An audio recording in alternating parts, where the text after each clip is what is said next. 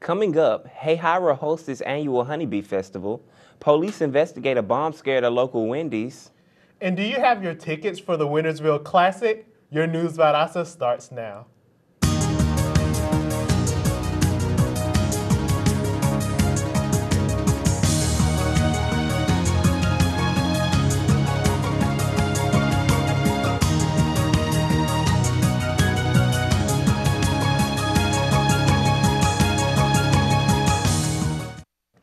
Welcome to News Valdosta. I'm Cam Copeland. And I'm Sabir Muhammad. Fast food restaurant Wendy's on Madison Highway had a bomb scare yesterday. Lowndes County deputies were called to the restaurant after a suspicious-looking man set a black handbag upon the counter and left without making a purchase. Specialized bomb-sniffing canines indicated that odors from the bag might have been Ephraim from an explosive device. Immediately, the GBI and Baum County Disposal Unit was contacted, and a remote-control robot removed the bag from the building. After further examination, officials found nothing but a shaving kit and a prescription bottle containing zinc. The city of Hahira hosted its 29th annual Honey Bee Festival this weekend, and local residents came out to enjoy the festivities. News Valdosta's Jacob McWhorter has more. Thousands lined East Main Street in Hahira, Georgia to take part in the 29th annual Hahira Honey Bee Festival parade. The parade marked the end of the week-long festival intended to celebrate the town of Hahira and its residents. Families from Lowndes County and beyond came out to enjoy the local arts and crafts, entertainment, and attractions. The kids like the bounce houses. Yeah, we like the parade. I like the barbecue. And the stuff. I like the stuff too. The Honey Bee Festival was started in 1981 by two Hahira residents who wanted to bring a greater sense of livelihood to their community. Since then, the festival has become a yearly, week-long extravaganza, hosting its own dog show, 5K fun run, and pageant. Each year, the festival boasts an attendance of over 20,000. Hahira business owners enjoyed the attention the festival brings every year, and many set up stands during the event. They've welcomed us. We have had tremendous turnout, and anybody that would like to do something like this or have another thing to do out here, they're just fabulous out here. They are very, very good to you. I've really enjoyed it. Out here at the Honey Bee Festival, people from Lowndes County and the surrounding areas are having fun, enjoying family, food, and friends. With News Valdosta, I'm Jacob McWhorter. Lowndes County Sheriff Chris Prine says 3 people have been arrested in connection with a reported counterfeit money manufacturing operation.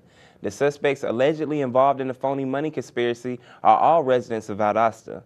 Investigators with the Special Operations Unit of the Sheriff's Department, working with agents from the United States Secret Service, searched the local residents and say they found a copy machine, a printer with currency templates, and a large amount of marijuana.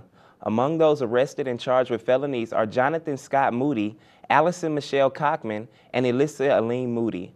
Sheriff Prine is asking anyone with information about this case to call the Sheriff's Office. Tickets for the annual Valdosta Wildcats and Lowndes County Vikings Wintersville Classic game are now on sale for Vikings fans. The game is this Saturday. Reserved and season ticket holders can purchase the same number of tickets they already hold at Martin Stadium. General admission tickets go on sale tomorrow. The Vikings are looking to bounce back from a last-minute loss to the Wildcats last year, while Valdosta looks to add another win over Lowndes. The Wildcats lead the all-time series 33 wins to 12. Coming up, 2 brothers try to fulfill their dream. There's a death at the Lowndes County Jail. And we have your local weather. Stay with us.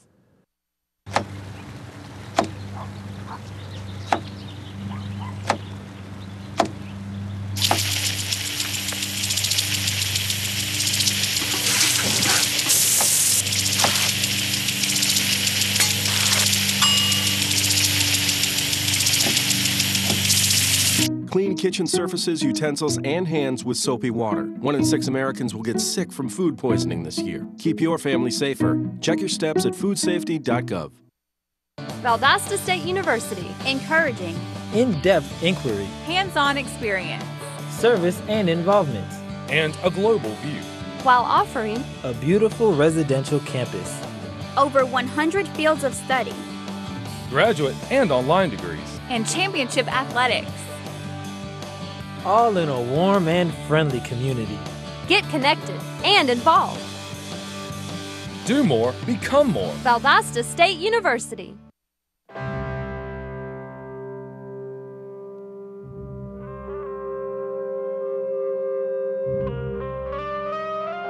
"7,000 high school students drop out every school day. That's a line of desks more than 4 miles long. We can keep students in school. Visit boostup.org and take the first step." Welcome back to News Valdosta. I'm Sabir Muhammad.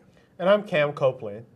The Valdosta Daily Times fall yard sale this Saturday has run out of vendor booths.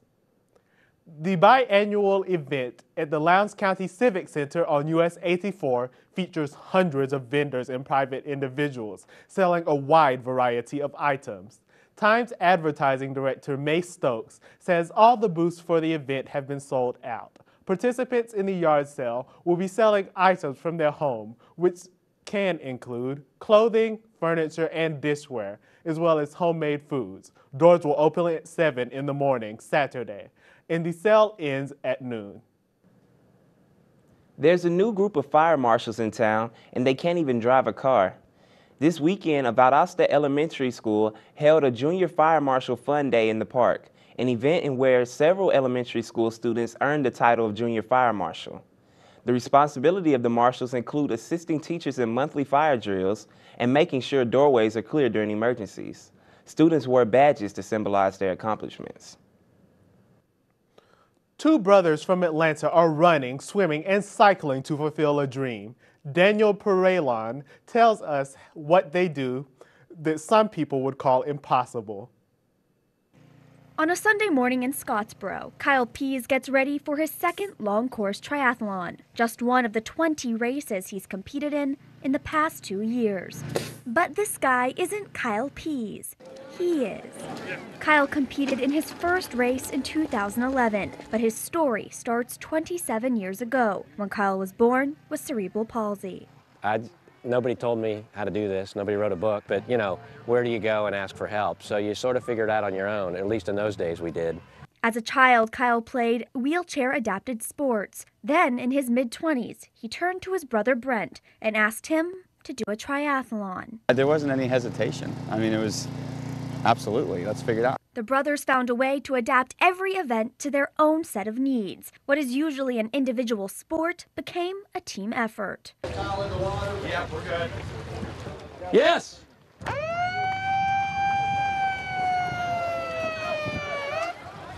You go, boys!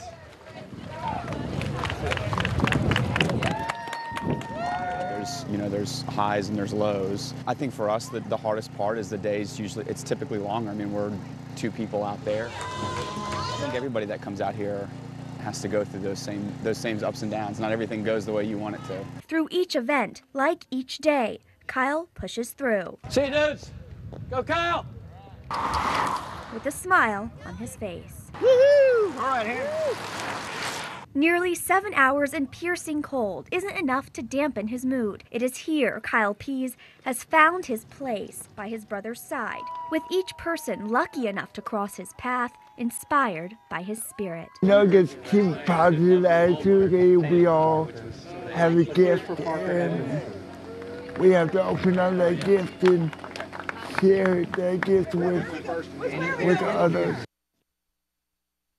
In addition to the races they compete in, the brothers have started the Kyle Pease Foundation. The organization helps people with disabilities reach their goals through sports. A woman who reportedly hung herself with a bed sheet in the Lowndes County Jail on the last day of her incarceration last week died this weekend at the South Georgia Medical Center. Jessica Lee Shaver reportedly was incarcerated due to a probation violation, and she had been held in a cell by herself because of problems with other inmates. Lowndes County Sheriff Chris Prine told reporters he knew of no motive for the hanging. Shaver had received medical attention on the morning of October 2nd, according to Prine. But when a nurse returned to Shaver's cell with ice around 9:47 that morning, Shaver was found hanging from bed sheets. The GBI has been handling the investigation. The GBI typically investigates jail suicides that results in death, but officials from the organization could not be reached to confirm whether they are still actively investigating Shaver's death. Today is the final day for Georgians to register to vote in the upcoming elections. Absentee ballots will be mailed starting today to registered voters who have requested them. Early in-person voting will start at select locations starting next Monday. 14 state Senate races and 43 House races are up for grabs this year, along with the race for the White House. Anyone can confirm their voter registration status online through the Georgia Secretary of State's website. Taking a look at your local weather, today will be partly cloudy with a high around 80 and a low around 58. There's only a 10% chance of rain as you enjoy the cool fall weather. Coming up, officers investigate a reported assault at a local motel. Local school systems oppose upcoming charter school amendment. And a private spacecraft runs its first resupply mission. Stay with us.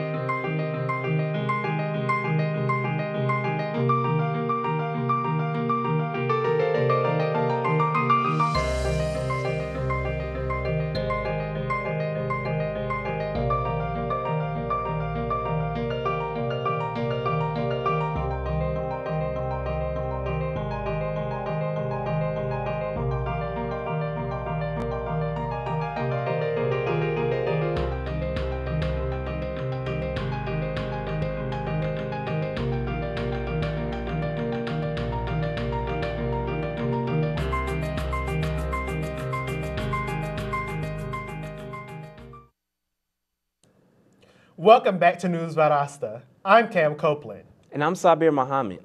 Opponents of the upcoming charter school amendment, which will be voted on by Georgia residents, are being sued by a group of the amendment's supporters. Charter school supporters have filed a suit against Fulton and Gwinnett County Public Schools, saying they've been using taxpayer monies to promote opposition for the amendment. Fulton and Gwinnett County Public Schools have been named representatives of all 180 school districts in Georgia, many of whom also oppose the upcoming amendment. Lowndes County and Valdosta Public Schools also announced their disapproval of the amendment recently and are also being charged in the lawsuit. Valdosta authorities are currently searching for a man who allegedly attacked a woman and a man at a local motel.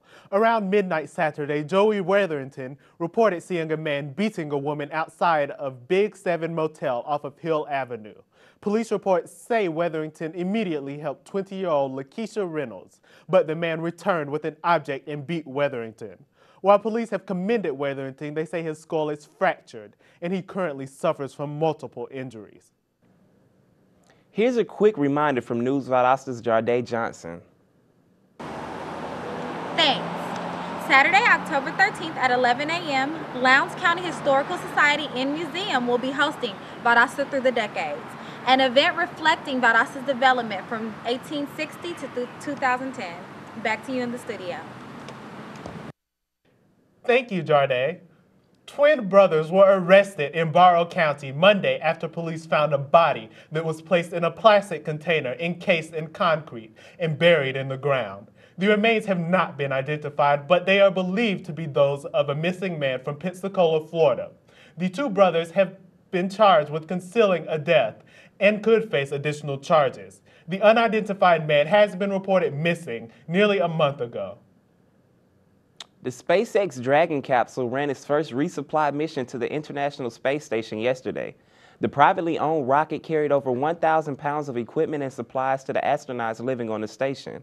SpaceX has a $1.6 billion contract with NASA to carry out the next 12 resupply missions now that all the space shuttles have been retired. SpaceX is also looking to carry people to the station within the next 3 years. Thanks for watching News Valdosta. I'm Cam Copeland. Have a great day. And I'm Sabir Muhammad. We'll see you next time.